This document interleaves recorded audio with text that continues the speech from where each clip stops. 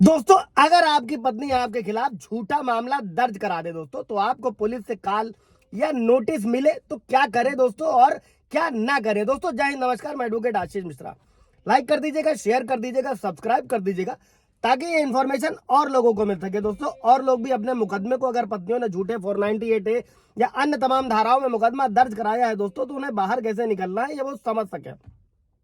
दोस्तों जग जाहिर है, ये कोई रहस्य नहीं है कि हमारे देश के जो कानून है वो लैंगिक भेदभाव के आधार पर महिलाओं के ही पक्ष में है और तर्कहीन रूप से पक्षपाती भी हैं दोस्तों कई सारे जजमेंट भी हैं इन्हें लेकर। अगर आप जजमेंट की कॉपी चाहते हैं तो आप अपॉइंटमेंट भी बुक कर सकते हैं, बात कर सकते हैं। इसके अलावा व्हाट्सएप पे जो है मैसेज करके जो जजमेंट आपका जो भी केस चल रहा है आप चाहते हैं वो आपको प्रोवाइड करा दिया जाएगा दोस्तों। और कानून पक्षपाती है, और भारत में इन महिलाओं के लिए क्या किया जा रहा है, महिलाएं इन कानूनों का दुरुपयोग कर रही हैं दोस्तों, और व्यक्तिगत प्रतिशोध के लिए, व्यक्तिगत बदले के लिए पतियों पर झूठे मामले दर्ज कराना बहुत ही आम बात हो गई दोस्तों। और अक्सर समय के साथ ये मामले क्या होते हैं, ये बेबुनियाद भी पाए जाते हैं, तभी तो हाई कोर्ट सुप्रीम कोर्ट के जजमेंट आते हैं। लेकिन जो टाइम जाता है, पतियों का बर्बाद होता है, उनकी छवि खराब होती है, उसको कैसे रोका जा सकता है, कैसे उससे बचा जा सकता है दोस्तों। और ज्यादातर मामलों में पत्नी पुलिस स्टेशन के CAW सेल होती है दोस्तों, 498A के तहत शिकायत दर्ज कराती है जो आपराधिक प्रकृति का है दोस्तों। और आमतौर पर जो नए कानून में BNS 85 है,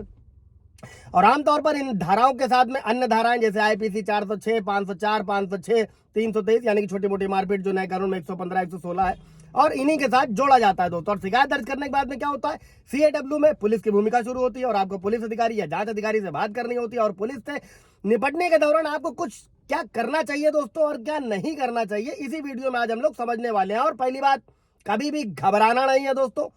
कई सारे जजमेंट है, गिरफ्तारी पर रोक है, गिरफ्तारी करने में उचित कारण बताने वाला प्रावधान है दोस्तों। अगर आप पढ़ लेंगे, समझ लेंगे, जजमेंट को याद रखेंगे तो आप बहुत इजीली डील कर पाएंगे दोस्तों। और जब आपको पुलिस स्टेशन से कोई कॉल या नोटिस मिले तो इसमें घबराना नहीं है, डरना नहीं है, और डर के कारण आप तर्क संगत रूप से जो सोचने की क्षमता है वो आदमी खो देता है दोस्तों, और गलतियां करने की संभावना अधिक होती है।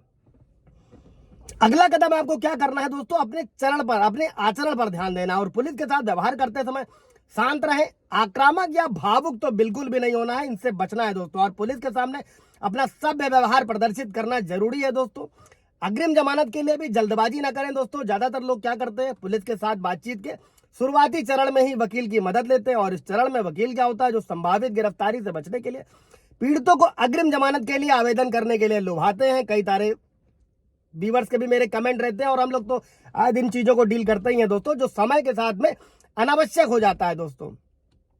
अगला जो जरूरी काम आपको करना है वो ये करना है दोस्तों कि पुलिस की पावर्स को, किन धाराओं में उन्हें क्या मिली है, उनको समझना जरूरी है दोस्तों। जो पुलिस तंत्र है महिलाओं के पक्ष में ही बनाया गया, अधिकतर कानून महिलाओं के पक्ष में है, सुनवाई भी महिलाओं की होती है। जग जाहिर है, इसमें तो कुछ छुपाने वाली बात ही नहीं है, और वो स्वाभाविक रूप से पुरुषों के खिलाफ है, और मामले की जांच भी उसी तरह से की जाएगी। लेकिन ऐसा बिल्कुल भी नहीं है दोस्तों, जब आप अपने पक्ष को मजबूती से रखेंगे। मेरे कई सारे व्यूवर्स ऐसे भी हैं या क्लाइंट ऐसे भी हैं जो अपने केस को बहुत अच्छे से डील कर रहे हैं दोस्तों।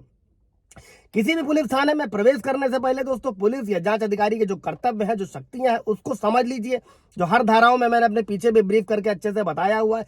और भारत के नागरिक के रूप में अपने अधिकारों के बारे में जानना ये एक अतिरिक्त लाभ होता है किसी भी अपने केस को डील करने के लिए दोस्तों। और जांच में सहयोग करें। अभी दोस्तों जैसे ही पुलिस स्टेशन में FIR दर्ज होती है, औपचारिक जांच शुरू हो जाती है, और इस स्तर पर क्या होता है दोस्तों, CRPC का सेक्शन 41A का नोटिस जो है वो जारी किया जाता है दोस्तों। जो नए कानून में भारतीय नागरिक सुरक्षा संहिता की धारा 35 के सबसेक्शन में व्यवस्था करी गई दोस्तों। और इसमें होता क्या है, इसमें जो पुलिस, जो घर वाले होते हैं, पति और उसके परिवार वाले होते हैं, जिन जिनका नाम दर्ज कराया जाता है, उनको नोटिस इशू किया जाता है, और जांच में सक्रिय रूप से शामिल होना होता है दोस्तों, उसका पालन करना होता है। और अगर आप जांच में सहयोग कर रहे हैं तो पुलिस को आपको गिरफ्तार करने का कोई भी कारण नहीं है दोस्तों। और अगर आप IPC की विभिन्न धाराओं या पुलिस की भूमिका या शक्तियों के बारे में जानना चाहते हैं तो हमसे संपर्क भी कर सकते हैं दोस्तों।